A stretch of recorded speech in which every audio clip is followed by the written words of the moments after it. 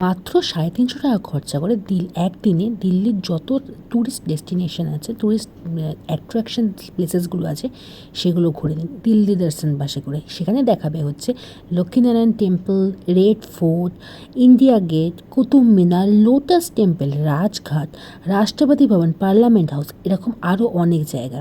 তাছাড়া চ্যানেলে আমি একটা বড় ভিডিও ছেড়েছি, যেখানে তোমরা থেকে জানতে পারবে যে তোমরা কোন টাইমে তোমরা এই বাস পেয়ে যাবে, কোথা থেকে এই বাস ধরতে পারবে, কি টাইমিং আছে এবং কিভাবে বুক করবে, সম্পূর্ণ ডিটেলস কিন্তু সেই ভিডিওতে থাকবে।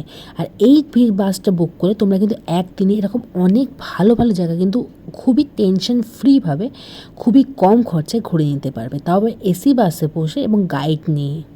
এই যারা দিল্লি ঘুরতে যাওয়ার কথা ভাবছো এবং দিল্লির কোথায় কোথায় ঘুরতে যাবো এবং কত খরচা হবে সেই নিয়ে টেনশন করছো, তাদেরকে বলি আমরা দিল্লি দর্শন বাস বুক করে নিয়ে একদম নিশ্চিন্তে, কোনো রকম টেনশন ফ্রিভাবে, খুব ভালোভাবে দিল্লির যত ট্যুরিস্ট ডেস্টিনেশন আছে, ট্যুরিস্ট অ্যাট্রাকশন জায়গাগুলো আছে, সেগুলো খুব ভালোভাবে ঘুরে নাও।